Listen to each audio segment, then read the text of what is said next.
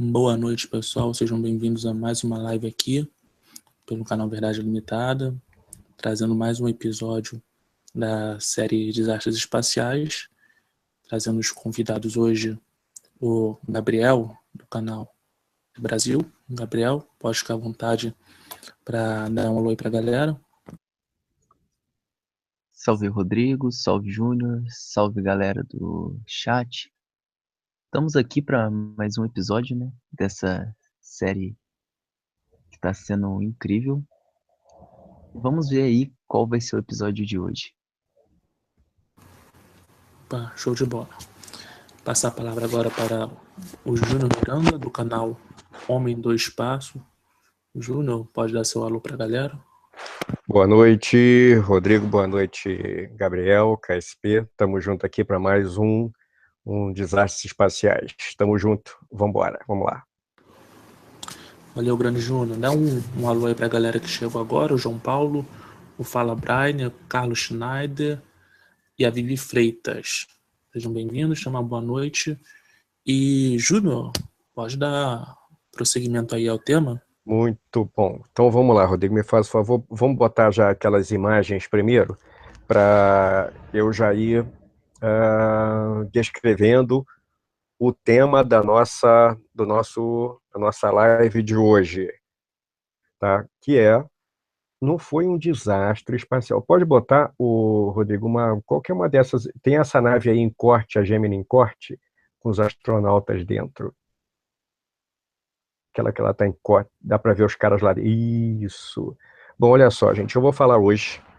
Vamos comentar, vamos discutir, debater, e eu vou contar a história para vocês da Gemini 8, que não foi um desastre espacial. Ainda bem que desastres espaciais nós tivemos relativamente poucos na era espacial até hoje. Tivemos acidentes fatais, só o de Vladimir Komarov, em 1967. Tivemos os 3 astronautas do Apollo 1, chamado Apollo 1. Tivemos também a Soyuz 11, a gente não falou, nós falamos da Soyuz 1, e aí eu vou contar o que a gente falou. Nós falamos do Challenger, do acidente do Challenger, que foi fatal, e o Columbia, né? Então foram esses 4 acidentes fatais que nós tivemos. Fora os incidentes, né, que não foram, a gente não pode chamar de um desastre, porque ainda bem as tripulações conseguiram escapar, mas está aqui dentro do escopo do assunto, os perigos do espaço, né? Eu vi que a Jaque chegou aí. Boa noite, Jaque. Eu dou boa noite em nome de toda a galera. E, bom, fala da Boa Gemini noite, 8. muito obrigada. Boa noite, Jaque. Beleza. Então, vou falar da Gemini 8, tá, o Rodrigo? Show de bola. Beleza. Então, gente, olha só. Gemini 8, tá? Nós estamos em 1966. Essa aí é a Gemini, tá? Gemini ou Gemini, tá? Olha só. Estamos em 1966. A Gemini é a Gemini 8, né? Então, obviamente, nós vamos depreender que teve a 1, 2, assim por diante, até a 7, para, obviamente, ter a 8. Da Gemini 3 em diante, as naves Gemini eram tripuladas sempre por 2 astronautas. Gemini 1 e 2 foram testes não tripulados. Primeiro eu vou situar vocês sobre o que era o projeto Gemini. Os americanos já tinham se comprometido a pousar uma nave na Lua antes do fim da década de 60. Então, olha só. Eles, para fazer isso, poder testar as tecnologias da nave Apollo, que eles iam usar para pousar na Lua, eles tinham que fazer uma série de ensaios em órbita, ensaiando várias atividades que seriam necessárias para que a Apollo pudesse pousar na Lua. A Gemini, desde o iniciozinho do projeto, era a nave com a qual eles iriam fazer todos os testes necessários para a implementação do início do projeto Apollo. O que era esse teste? E aí eu vou falar especificamente do que era a missão Gemini 8, por que aconteceu. O teste do Gemini 8 seria o acoplamento, que é engatar uma nave na outra. Engatar uma nave espacial em outra nave espacial. E por que eles iriam fazer isso? O acoplamento, testar os meios de fazer o módulo lunar da nave Apollo. Depois a gente vai falar do módulo lunar. No canal do Homem do Espaço tem ali a descrição da nave lunar americana. Fazer o teste de encontrar uma nave espacial com a outra, simulando o módulo lunar se encontrando com a nave-mãe, a nave Apollo. Então, para isso, o que eles iam fazer? Pegar uma nave Gemini, lançar essa nave Gemini, e que ela se acoplasse se juntasse, se engatasse, se acoplasse com uma outra nave espacial, que não tinha nada a ver com o módulo lunar, mas era só um alvo, era a Agena. A Agena, na verdade, é o nome de um estágio superior usado em foguetes Atlas, lá naquela época dos anos 60, início dos anos 60. E ganhou esse nome mesmo, ficou sendo o Agena. O Agena era chamado, esse Agena, para se acoplar com a Gemini, era chamado de o Agena Target Vehicle, ATV, tá? E a missão inteira, quando tinha uma Gemini e uma Agena juntas para se acoplar, era o GATV, Gemini Agena Target Vehicle. A Gemini Agena, missão Gemini Agena. Então, Gemini 8. Os americanos já tinham feito várias missões, testando outras tecnologias e etc., e estava na hora de acoplar uma nave na outra. Foi, no caso, a nave que está aí, a Gemini. Vocês estão vendo a Gemini. A Gemini ela é composta daquela parte escura na frente, que é a cabine, a cápsula, como eles chamam, que vocês podem ver os dois astronautas dentro. Logo assim, na frente da cabine, tem uma parte cilíndrica pequenininha, com os furinhos, que é onde tem os motores. E no narigão mesmo dela, que tem um troço vermelho dentro, é o nariz, realmente é o nose, é o nariz da nave, com o sistema de acoplamento e com os paraquedas, correto? Na parte de trás, tem uma parte branca grande, um cone branco com os tanques dentro, que é justamente o módulo de serviço, o módulo de equipamentos da Gemini, que tem todos os instrumentos necessários para prover os dois astronautas com os suprimentos necessários para a missão. Eu estou localizando vocês como é que é o negócio, para entrar logo no assunto. Rodrigo, por favor, vamos ver as fotos de novo, e eu vou pedir que você coloque para a gente. Tem um desenho maneiro que mostra a nave chegando na outra. Você tinha até me mostrado antes. Não é esse não, é o outro, que tem ela chegando, tem as duas chegando com uma setinha. Eu acho que fica embaixo. Não. É num fundo azul com ela chegando. Quer ver? Embaixo, aí, um fundo azul escuro, do lado do foguete decolando. Aí, isso aí, gente, olha só. O Agena é essa navezinha aí que está aí na ponta, branquinha, com o motor assim virado para a gente, tá? Essa era a missão da Gemini 8. Eles lançavam a nave Agena primeiro, o satélite Agena primeiro, depois ia ser lançado a Gemini, e uma ia engatar com a outra.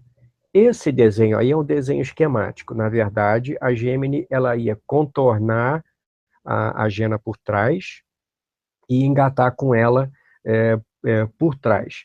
Na verdade, esse Agena ia estar virado ao contrário, tá? Ia estar virado com o nariz para a gente aqui. E a Gemini estaria mostrada com a parte traseira voltada para a gente. Mas tudo bem, esse desenho aí serve para a gente ter uma ideia. Então, a missão era testar o acoplamento de uma Gemini com um estágio Agena, algo não feito ainda. Já havia tido um encontro de duas naves, a Gemini 6A com a Gemini 7, as naves ficaram pertinho uma da outra, mas não se acoplaram nem encostaram uma com a outra. É outro departamento. Isso aí seria a missão da Gemini 8, o engate das duas naves. Bom, nessa nave espacial tinham dois astronautas, obviamente, porque a nave Gemini eram para dois astronautas. Neil Armstrong e David Scott. Se o Rodrigo quiser botar uma foto dos astronautas, deve ter uma foto ali dele, você me mostrou, de Neil Armstrong e David, exato. Neil Armstrong é o cabelinho mais curtinho aqui na direita, David Scott é o outro, à esquerda, certo? Esses dois astronautas eram dois caras super competentes, tá? Neil Armstrong, como todo mundo sabe, foi o cara que pousou na Lua alguns anos depois, tá? Ele era piloto da Marinha Americana, era depois piloto de testes, tá? Ele era civil, ele foi piloto da Marinha, se retirou, ficou como piloto civil de teste da NASA, ele lutou na Coreia e tudo, coisa e tal. Um cara super experiente.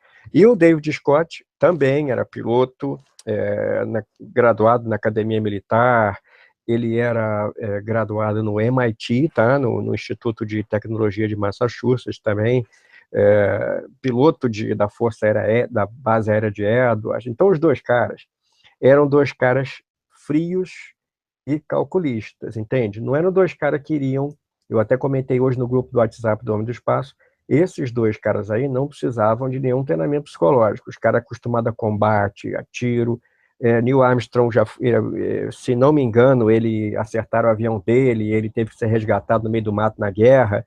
Então eram dois caras duros de roer, certo? Não tem erro. Então a Gemini 8. Rodrigo, se você quiser jogar o vídeo, que aí o pessoal vai vendo o vídeo, eu vou falando. Porque eu estou ouvindo o meu próprio som, como sempre, né? Aí de vez em quando eu me perco, porque aí eu estou falando tudo de cabeça, aí eu vou me perdendo. Bom, a Gemini 8, aí ela foi lançada em março de 1966, tá? Acho que era dia 16 de março, acho que era, de 66, tá? Então, primeiro lançaram a Agena, o satélite Agena, para que ele já entrasse ó, para terrestre, aí as imagens aí da Gemini. Aí, ó, a Gemini é o seguinte, tá? Ela decolando, ó, show. Ela decolando no foguete Titã de 2 estágios, tá? Movido a propelentes hipergólicos, aí os dois motores do Titã, um Titã é um míssil militar convertido para uso do projeto Gemini. A combinação da Gemini com o Titã era chamado Gemini Titã, tá? Gemini Titan, tá? Gemini Titã. Então você pode ver na net, Gemini Titã 8 é a Gemini 8. Bom, aí então eles lançaram primeiro o Agena, o satélite Agena, e aí, pouco tempo depois, uma hora e meia, normalmente assim, já lançaram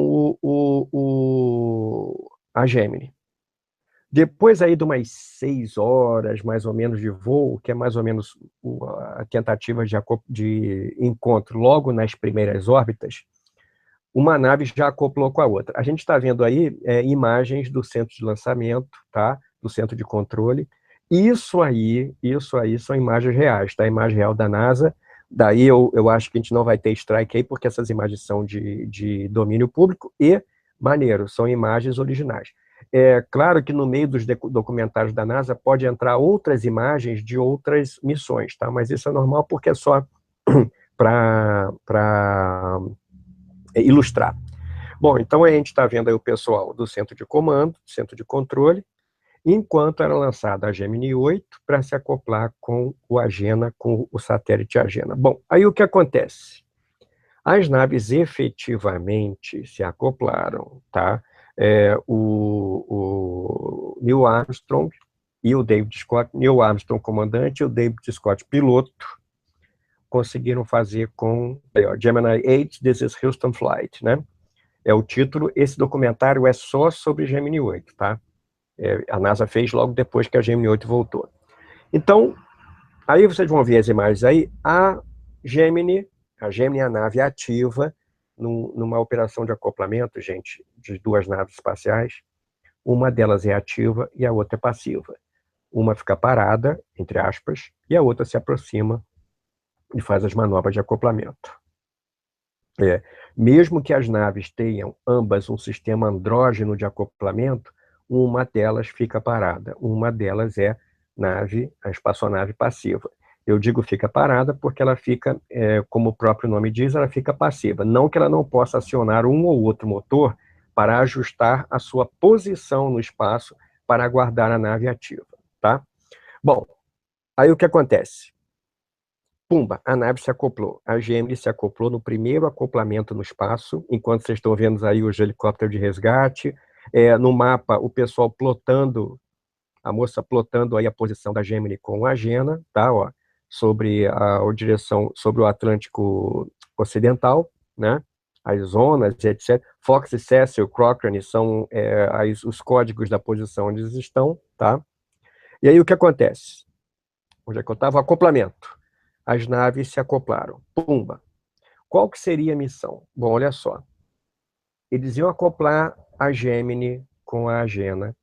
Depois de um certo tempo, o David Scott Ele abriria a porta da Gemini e sairia numa EVA, atividade extraveicular, pularia por cima das naves e iria para o Agena. Ou seja, ele iria simular uma atividade de um astronauta do Apolo do lado de fora da Apolo com o módulo lunar. Realizaria alguns experimentos lá, testaria os equipamentos de atividade extraveicular, ou seja, o LSS, o Life Support System, ou seja, o sistema que daria o suporte de oxigênio para ele, e ficaria em torno da nave. Essa é uma visão da Gemini, só o nariz da Gemini, o cara batendo uma foto pela janela frontal. Aliás, a Gemini só tinha 2 janelas, e elas ambas apontando para frente, batendo uma foto da Gemini, do solo, né, na direção da Terra. Bom, então, o David Scott iria pular para fora da Gemini, amarrado com um cabo de segurança, para fazer os testes em atividade extraveicular. Só que não deu tempo. O que aconteceu? Eles engataram a Gemini 8 com a nave Agena. Pum, ficou acoplado. Engatou ali direitinho. E a gente está vendo aqui a imagem agora dos astronautas entrando dentro do Gemini. Exatamente. Aí tentando os 2 astronautas. Aí que maneiro. Perfeito. O da direita aqui é o David Scott. Quem quiser reconhecer, o David Scott ele tem uma cobertura dourada, um visor dourado no capacete, tá? Então se acoplou uma nave com a outra. Pronto, está acoplada. Eles estavam esperando logo, assim que pudesse. Olha o Agena aí, o lançamento do Atlas Agena, olha só, tá? A decolagem do Atlas. Esse Atlas Agena é um foguete muito utilizado nos anos 60, tá? Uns 31 metros de comprimento, 3,10 metros de diâmetro no corpo, olha só, todo movido a querosene e oxigênio líquido, e em cima o Agena com hidrazina e o ácido nítrico vermelho fumegante, o RNFA, Red Fuming Nitric Acid. Então tá o lançamento do Agena aí, perfeito. Bom, acopladas as naves, eles tranquilos, coisa e tal. De repente, parecendo que do nada, enquanto as naves estavam acopladas uma com a outra, eles iam começar a fazer um teste, acionando os motores tanto do Agena quanto do Gemini, para o conjunto inteiro, as 2 naves acopladas, fazerem uma série de movimentos e manobras. Bom, olha só, a Gemini ela tem aproximadamente 4 toneladas, tá? 4 toneladas. Variava 3.700 e pouco, 3.800, 4.000 quilos. E a Gemini, aproximadamente 3.500 quilos aproximadamente. Então era uma nave, a gente está falando aí de uma nave de aproximadamente o conjunto, né? Umas 8 toneladas, mais ou menos, né? Então as 2 naves acopladas. Aí só a parte de cima da Gemini, ó, tá vendo aquela parte de cima? Partezinha branquinha em cima é uma capa que solta para mostrar, para expor o sistema de acoplamento, e o Titã decolando de novo, ó, os 2 estágios. Bom, aí o que acontece? Eles estavam uma meia hora voando, as naves já acopladas, quando de repente as 2 começaram a rodopiar. E o pessoal em terra já começou a ficar em pânico, né? E os caras começaram a falar, os 2 astronautas, né? Nós estamos rodando aqui, girando, e nós estamos rodando a 360 graus por segundo. Ou seja, uma volta por segundo. Você imagina, a espaçonave, vocês acabaram de engatar a sua nave espacial em 1966, hein? O início da era espacial. Acabamos de acoplar a nossa nave num satélite não tripulado pela primeira vez, o primeiro acoplamento de 2 naves no espaço, e do nada começa a girar. A nave girando igual um peão. Uma volta por segundo. E aí os caras começaram, tá rodando aqui, nós perdemos o controle, e qual foi a primeira coisa que Armstrong e Scott pensaram? Que o problema não era deles, o problema era no satélite Agena. Então eles pensaram, tem alguma coisa errada, só pode ser um motor de atitude quem segue minhas aulas sabe que uma nave espacial tem altitude, né, altura, né, altitude, altura, coisas diferentes, mas assim, altitude e altura, e tem atitude, tá? Altitude, altura, distância sob certo parâmetro até a órbita onde ela está. E a atitude é a posição com que ela está em relação aos outros objetos. Nariz para cima, nariz para baixo, nariz para um lado, nariz para o outro, etc.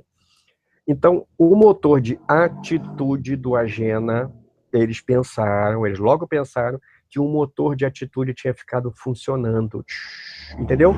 Acionado e funcionando, queimando. E aí a nave começou a girar como um peão, a praticamente uma volta por segundo. Então, o que foi que eles falaram? Obviamente, eles tinham um procedimento de emergência, que era acionar um comando e desengatar num sistema de rapid release, que eles falam, soltagem rápida, né, desengate rápido, né? Aí, Neil Armstrong aí, ó. Eles acionaram o sistema que desengatou imediatamente a Gemini 8 da nave Agena. Mas o que acontece? Assim que a Gemini 8 desengatou, aí que ela continuou a rodar mesmo. E eles viram que o Agena ficou estabilizado, tranquilo. Eles pegaram a telemetria em terra, olha, o Agena corrigiu sua atitude. E vocês continuam a girar. Eles perceberam, claro, eles estavam percebendo, olha, a gente está continuando a girar também.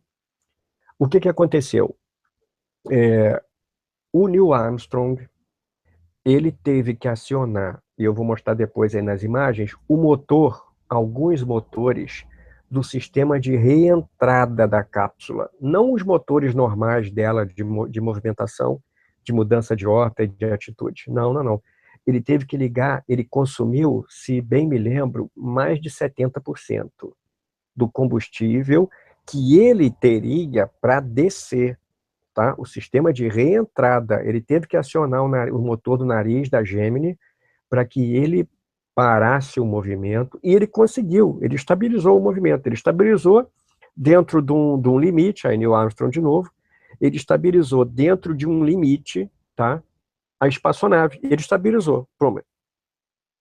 E até ele falou, nós estamos nos afastando, e eu estou conseguiu. E ele falou, nós estamos com um sério problema, essas são imagens de arquivo, tá? Antes do voo, e podem ter imagens aí de outros encontros de Gemini com Agena, tá? Gemini ou Gemini com Agena.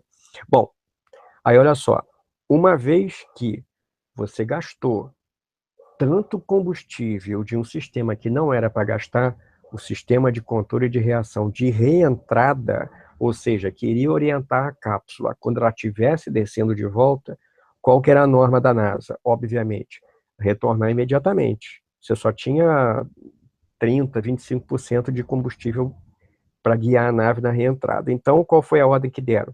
Que a nave, que os astronautas acionassem o início do seu sistema de resgate para que eles pousassem. Aí os motores normais da nave foram acionados, ela entrou na atmosfera e só com 20%, 25%, 30% do combustível, eles conseguiram automaticamente guiar a cápsula para descer. E pousaram, como você já pode imaginar, o negócio foi de emergência, né? Eles pousaram fora do local desejado, tá? Não tão fora assim, mas fora, mais de uma milha, né? Uns 2.000 quilômetros, mais ou menos, uns 2 quilômetros, mais ou menos, do ponto original, que foi no Pacífico, tá? No Oceano Pacífico. Aí foi um navio de resgate, obviamente que já estavam destacados lá navios de resgate, e o pessoal de helicóptero, de aviação, baseados nos navios, procuraram os caras e no final acharam. Eles ficaram um tempo no mar, que a Gemini pousava no mar, eles ficaram horas, eu não lembro se foi 2 ou 3 horas, deve ser umas 3, 4 horas, ficaram ali na água, né, flutuando ali, já passando mal por conta do enjoo, né, mas foram resgatados. Então, o que acontece? foi o primeiro grande, digamos assim, incidente famoso assim no início da era espacial, que levou aos astronautas a desengatarem no desespero, na emergência, a nave uma da outra, pensando que o defeito estava no satélite não tripulado, mas descobriram que não estava, e era o motor deles, um dos motores de controle de atitude da Gemini, que estava com defeito, ficou ligado. Então os astronautas, uma vez desacoplaram a nave do satélite Agena, perceberam o problema, o pessoal de terra viu a telemetria, viu, confirmou realmente que era da Gemini, e aí, repito, eles tiveram que usar o combustível da cápsula de reentrada, combustível que ia ser usado na volta para a Terra, quando ela estivesse na atmosfera, entrando na atmosfera, tiveram que usar parte desse combustível, uma grande parte desse combustível, para estabilizar a sua nave espacial. Eles conseguiram fazer isso, imagine o que era, hein? Fazer isso nos anos 1966, que eu estou falando. Estabilizaram a sua espaçonave, entraram na atitude correta de reentrada e pousaram no oceano, só ficaram esperando, né, chegar lá a turma de resgate, o navio militar de resgate, para puxar os astronautas de volta e recuperar os astronautas, correto? Então, gente, esse foi o incidente da Gemini 8. O que serviu disso? Obviamente, todo incidente como esse serve para que os engenheiros eles refaçam seus planos. Então, todos os sistemas da Gemini foram rechecados. Olha aí, David Scott, todos os sistemas da Gemini, também do Agena, todos eles, os procedimentos de acoplamento, os procedimentos de emergência, todos eles foram refinados e a nave espacial, a Gemini, outras Gemini 9, etc., 10, foram depois lançadas e, por fim, a técnica de acoplamento no espaço foi dominada pelos astronautas americanos ao fim do projeto Gemini, com certeza. Então, Rodrigo, o que eu posso introduzir assim é isso, e a gente pode vir para as perguntas. Se quiser botar foto também, Rodrigo, pode botar, que aí eu vou explicando outras coisas. Tem pergunta uma foto aí? aqui que você... Deixa eu ver. Ah, essa daqui, ó. Bacana, do resgate deles, né? Isso aí, olha só que legal. Aí, ó, acho que dá um close legal nisso aí. Essa imagem tá um close bom, né? Isso aí é a nave, é a Gemini, pousada, com Neil Armstrong e David Scott dentro dela, tá? Esse negócio amarelo aí em torno da nave é um colar de flutuação que é instalado pelos mergulhadores, tá? Assim que a nave pousa, eles instalam isso aí, os caras chegam e instalam, e aí abrem as duas portas, olha só, da Gemini, e aí você está vendo os dois aí, ó, os dois astronautas, Armstrong e Scott, os dois esperando, de óculos escuros assim. Os caras pensaram que eles estavam tranquilos, né? Mas na verdade estavam super enjoados, porque eles ficaram, como eu falei, horas ali esperando o retorno. Mas isso, gente, é assim, ó, a Gemini pousava dessa maneira. Ela é uma cápsula que flutuava na água, mas obviamente os caras não eram idiotas e já produziram aí um colar de flutuação para garantir a estabilidade e todos os procedimentos de recuperação dos astronautas. Deixa eu falar. Tem algumas perguntas aqui, inclusive a Jaque e o Gabriel podem estar auxiliando aí, se eles tiverem mais perguntas. O Ricardo José Jacob perguntou quantas vezes Neil Armstrong foi ao espaço antes de pisar na Lua? E depois Só de uma pisar, vez. E depois de pisar, ele voltou ao espaço alguma vez? Não, Armstrong só viajou no espaço na Gemini 8, tá? E depois ele foi na Apollo 11, né? É interessante assim que o Armstrong ele comprovou que ele tinha sangue frio, ele tinha presença de espírito, né, etc., para futuras missões. David Scott também voltou ao espaço depois, algumas vezes, fazendo voos no projeto Apollo. Beleza. Gabriel, tem mais alguma pergunta que tu tenha visto?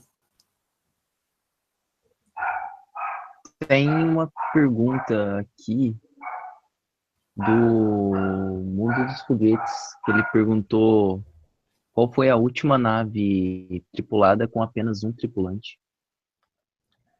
Qual foi a última nave espacial tripulada com só um tripulante? Foi em 2003, tá? Outubro de 2003, com a nave espacial Tianzhou 5, com um cara chamado Yang Liwei, chinês, como vocês já podem imaginar, né? E Liwei, Yang Liwei. Liwei é o nome, Yang é o sobrenome. Chinês fala o sobrenome primeiro, tá?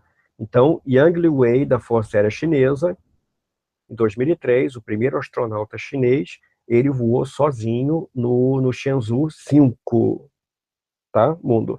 Foi no Shenzhou 5 que o último cara sozinho voou no espaço. Antes dele,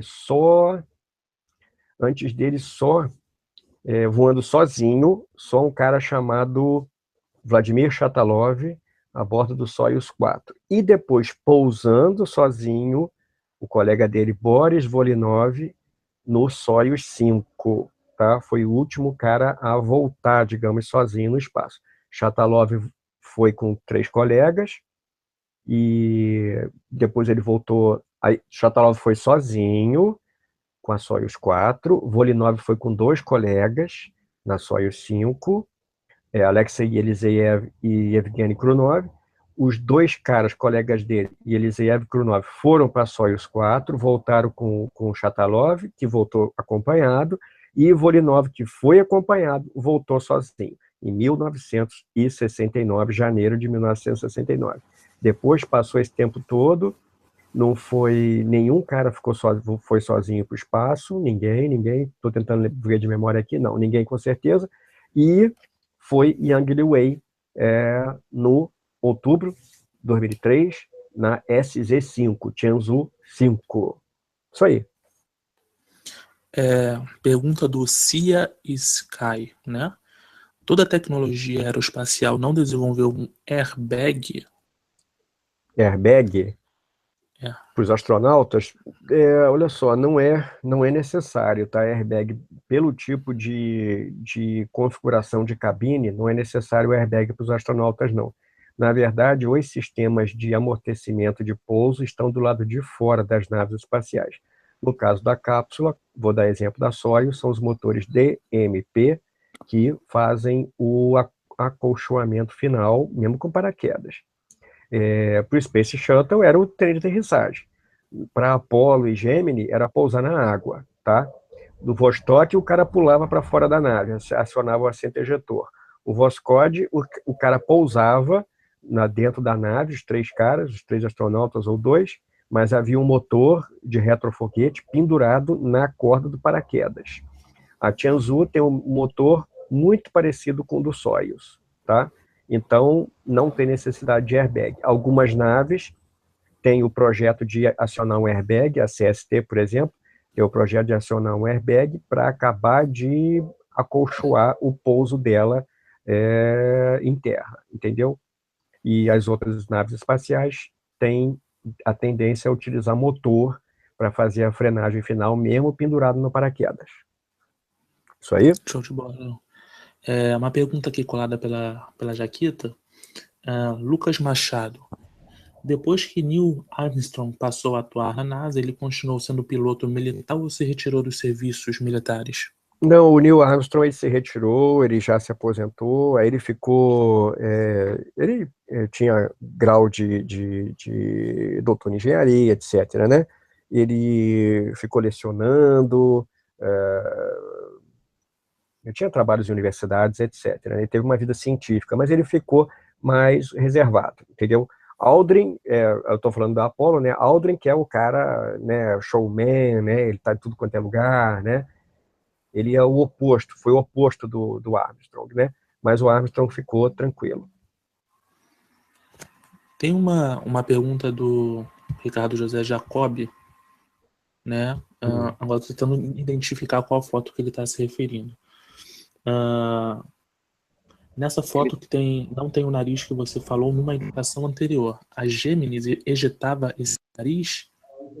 Ah, tá. Então, Rodrigo, me faz favor, bota aquela foto da nave com os astronautas dentro, que eu vou falar. Faz favor para mim. Aquela que tem os dois caras. Isso, olha só. Essa parte vermelha, tá? Essa parte vermelha é o paraquedas. O nariz da nave, a parte, né, o nose, o nariz, como a gente chama, ele era usado para fazer o acoplamento. Na hora da nave voltar, esse nariz era ejetado, era destacado para justamente liberar os paraquedas, chamados paraquedas pilotos, paraquedas de freio, paraquedas piloto, paraquedas trator e o paraquedas principal e ou reserva, entendeu? Então, esse narizinho era usado para o acoplamento e usado para o sistema de pouso de paraquedas. Tanto é que, se você olhar bem, chamar essa imagem bem perto, tem um anel meio laranja, que se você botar a imagem da Gemini 8 pousada na água, você vai ver o mesmo anel laranja, que é onde segura os paraquedas na hora da aterrissagem, entendeu? Pô, show de bola. Tem mais uma pergunta aqui do Marcelo Costa. O foguete mais veloz até hoje ainda é o Saturno V? Não, olha só, o Saturno V não é o foguete mais veloz, tá? Porque quem é veloz mesmo é a carga útil, a espaçonave, tá? Então, você pode ter um pequeno foguete em relação ao Saturno que tenha, ao final da história, colocado uma nave em trajetória de escape mais rápida que o Saturno, tá? Então, não é o foguete que é rápido, mesmo que um foguete ele tem vários estágios e tem várias configurações. Um foguete pode ser, digamos, entre aspas, rápido numa configuração e, entre aspas, lento em outra configuração, tá? Então, não tem a ver isso, não. A velocidade de um veículo espacial é ditado pela missão que ele tem que cumprir.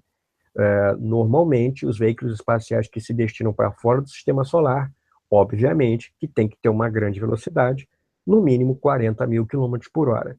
Voyager 2, por exemplo, que foi lançada Voyager 1, perdão, foi lançada depois da Voyager 2, porque a Voyager 1 era mais rápida, seguiu uma trajetória mais rápida, apesar de ter sido lançada por um foguete do mesmo tipo da nave irmã, por um Titã, por um Titã Centauro, só que seguiu outra trajetória. E, último detalhe, nem sempre o foguete que tem estágios mais rápidos ou menos, ele determina que a nave vai ser mais rápida ou menos. Às vezes a nave ela faz umas trajetórias perto de outros planetas e ela ganha velocidade. Então, não é determinante ser lançado por esse ou aquele foguete, sim a trajetória que ela irá seguir. Obviamente que a gente tem que levar em conta o tipo de motor que esse último estágio do foguete tem.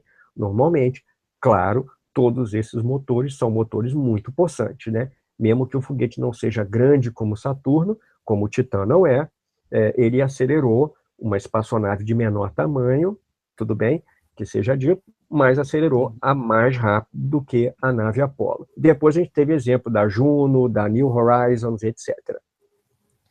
Show de bola. A pergunta do Fala Brainer. É verdade que Buzz Aldrin escreveu um artigo sobre manobras de Rendezvous, ou Rendezvous, né? Antes mesmo... Rendezvous, né? Na verdade, é a tese, né, do Aldrin, ele delimita a tese dele de forma de doutorado, etc., foi sobre rendezvous, encontro em órbita, os mais variados encontros em órbita para acoplamento de naves espaciais, o chamado rendezvous, Rendes-Voos, que é o encontro de nave. Ele é especialista nisso. Ele escreveu essa manobra antes dela ser executada? Não. Essa a manobra já existia, teórica, tá? E isso com cálculos assim, bem anteriores. Só que ele fez o seu trabalho, fez a sua visão, fez o seu estudo de órbitas, tá? Outros astronautas também faziam os mesmos, podiam até apresentar também as suas próprias teses, tá? Você apresenta uma tese numa área que já tem um procedimento X. Você apresenta uma alternativa, você apresenta alternativas de consumo menor de combustível, ou melhor, taxa de aproximação, e etc. N variações. Opa, show de bola. Bom, João Vitor Granado está fazendo uma pergunta aqui. A pergunta de hoje é: qual o maior ônibus espacial?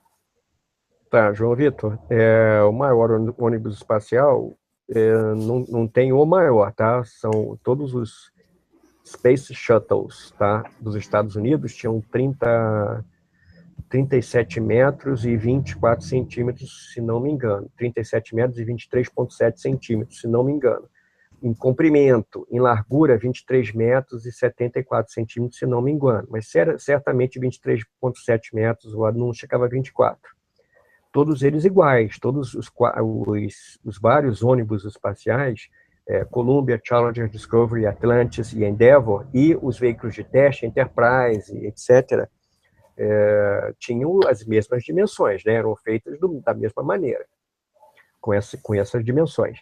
A nave soviética, do tipo Buran, né, o veículo Buran, era um pouco menor, tinha 36 metros e alguma coisa de comprimento, e uma envergadura de um pouco maior, talvez 24 metros de envergadura, tá?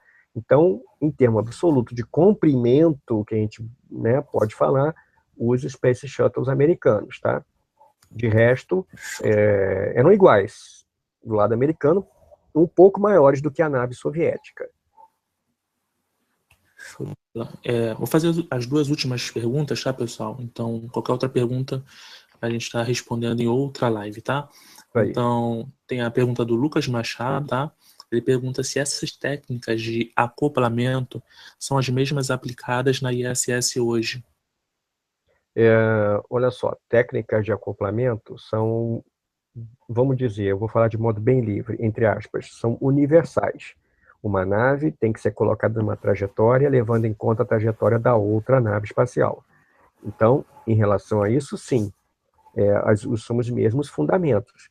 Mas isso varia de acordo com o tipo de órbita da primeira nave, o tipo, obviamente, de órbita da segunda nave, que tem que coincidir com a primeira, as funções dessas naves, a inclinação orbital delas, a altitude, a altura que elas estão, né? Então, sim, são os mesmos fundamentos, mais adaptados à realidade de cada missão. Beleza. E a última pergunta do Flávio Cosme, né? Ele pergunta se os ônibus espaciais hoje são inviáveis. São inviáveis por conta do custo, né? Por conta do custo, eles foram conscientemente abandonados para liberar os orçamentos, etc., para o desenvolvimento da nave espacial Orion e do veículo de lançamento multifuncional SLS, Space Launch System. Então, é inviável no que se refere ao custo operacional, mas não necessariamente no aspecto técnico. No aspecto técnico, continua sendo uma espaçonave dentro das suas limitações, uma nave viável. O negócio aqui não é só o técnico que tem que ser levado em consideração, mas também o econômico. Show de bola. Só mais uma minha só aqui que surgiu aqui. Depois dessa, pessoal, não façam mais perguntas que a gente vai encerrar já, tá? O Arley Silva, quais os combustíveis que o foguete Saturno utilizavam? Apenas líquido? Tá. O foguete Saturno, sim, todos os foguetes Saturno, Saturno 1, Saturno 1B, Saturno 5, usavam oxigênio e querosene, oxigênio líquido e querosene, oxigênio líquido chamado LOX, LOX, e o querosene RP1, o Refined Petroleum 1, ou Rocket Grade 1, mas era RP1 que eles utilizavam especificamente. Utilizavam também LOX, o mesmo oxigênio líquido, com o hidrogênio liquefeito, o hidrogênio líquido, o LH2, também, outros estágios superiores, tá?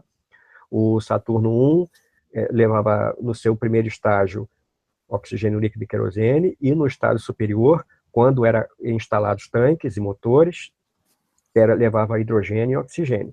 O Saturno 5 levava no primeiro estágio oxigênio líquido e querosene, no segundo e terceiro estágios, hidrogênio e oxigênio líquido. Eles usavam motores sólidos, sim, usavam pequenos motores sólidos para fazer a separação dos estágios, tá? Então, era um conjunto do qual o sistema de propulsão era líquido, mas havia os sistemas acessórios de propelente sólido, normalmente usados para essas tarefas, digamos, secundárias. Valeu. Então, pessoal, por hoje vai ser só, tá? Se vocês curtiram, né, a live de hoje, não se esqueçam de inscrever no canal Verdade Limitada, também no canal Homem do Espaço, e temos aqui também o canal KSP Brasil, tá? Também nosso parceiro. São canais muito bons, que trazem um pouquinho aí da ciência e da tecnologia espacial. Tendo dito isso, eu vou passar para os nossos convidados darem suas considerações finais, tá, pessoal? E no final vou estar dando um anúncio bacana aí para vocês. Então, a primeira pessoa que chegou por último, né, Jaquita, pode ficar à vontade para dar suas considerações finais para a galera. Ok. Boa noite, desculpa o atraso. Um abraço especial aí para o pessoal do chat que chegou agora, que está chegando, né, no finalzinho. Mais um hangout super interessante aqui com o nosso querido Homem do Espaço Júnior. Sabe tudo, o cara é uma fera. Gabriel, KSPP, legal estar aqui contigo também. Rodrigo, mais uma vez, obrigado pelo convite. E até a próxima, né, gente? Valeu aí. Valeu, Jaquita, sempre presente aí no Hangout, dando a sua contribuição aí. Muito obrigado, Jaquita. Vou estar passando a palavra agora para o Gabriel, do canal KSP Brasil. Gabriel, fica à vontade para dar suas considerações finais e também falar um pouquinho aí do seu canal. Eu só queria agradecer o povo do chat aí, que interagiu bastante hoje. Agradecer aí a Jaquita, a você, Rodrigo, ao Júnior pela grande aula de hoje. Queria falar aí, para quem não conhece o meu canal, dá uma passadinha lá. Tem bastante conteúdo aí, mesclando um pouco da ciência aeroespacial, de notícias aí, e com um pouco de brincadeiras também. E é isso. Show de bola, Gabriel. Então, pessoal, esse daí que está na tela é o canal KSP Brasil. O link do canal está na descrição desse Hangout. E vou passando agora a palavra para o Júnior Miranda, do canal Homem do Espaço, que tem também contribuído muito, né, com as suas aulas aqui também no canal Verdade Limitada. Lembrando que essa série é uma parceria entre o canal Verdade Limitada e o canal Homem do Espaço, tá? Essa série é de ambos os canais. Pode ficar à vontade, Júnior. Beleza. Bom, Rodrigo, obrigado aí pela nossa parceria aí mais uma vez, gente. Queria agradecer aos meus apoiadores lá no Apoia-se. Quem quiser apoiar o Homem do Espaço, vai lá no apoia-se/Homem do Espaço, bota lá uma contribuição lá, seja meu apoiador. Obrigado a todo mundo lá do meu grupo do WhatsApp, tanto do grupo exclusivo dos apoiadores, quanto do grupo oficial, normal, do Homem do Espaço, pela presença aí. Essa aula que eu passei hoje aqui com a gente, junto com o Verdade Limitada, vai também para o meu canal oficial. E amanhã é sexta, vou até fazer uma propaganda minha, Rodrigo. Com vontade, Júnior. Amanhã eu tenho sexta no espaço. À noitinha, eu não sei que horas, mas eu vou mandar o aviso aí. Eu vou falar, se não me engano, todas as missões do ônibus espacial. Eu vou passar uma geral de todas as missões do ônibus espacial. Rapidinho, vocês aí vejam a live, gravem ela, que eu vou falar de uma por uma, com umas pitadinhas básicas. Vocês, com esse filme, com esse vídeo, vocês vão ter um painel geral, rápido e geral, de todas as missões do ônibus espacial, para fazerem pesquisas depois, conversarem com os amigos, verem outras coisas em relação ao mesmo assunto, etc. Tá? Obrigado a todo mundo aí, obrigado, Jaque, Gabriel, Rodrigo, todo mundo, obrigado a quem assistiu, e vamos nos inscrever lá no canal e no Apoia-se do Homem do Espaço. Show de bola? Valeu. Show de bola. E, pessoal, a gente está encerrando rapidinho também, porque daqui a pouquinho, às 10 horas, tá? 10 minutinhos, vai estar começando um hangout lá no canal Café e Ciência, né? O Decola Brasil, que também ocorre todas as quintas-feiras, 1 hora depois do início do nosso hangouts aqui, tá? E hoje vai ter a participação do Ju Delicato, tá? Um astrofísico e professor de astronomia. Então, galera, vocês que querem continuar vendo mais ciência, vão lá no canal Café e Ciência. O link também está na descrição desse hangout, tá? E vou até pedir para vocês chegarem lá, coloquem hashtag Vim pelo Verdade Limitada, porque vai ser um excelente hangout aí para agregar conhecimento de vocês. Tendo dito isso, pessoal, obrigado aí pela presença de todos, galera do chat, tá? O KSP Brasil, João Vitor Granado, Ufologia Landroid, João Smith chegou agora também. Deixa eu ver quem mais aqui. Tem também o Renato Andrade. Muito obrigado aí pela presença de todos vocês, tá, pessoal? Até a próxima e fomos!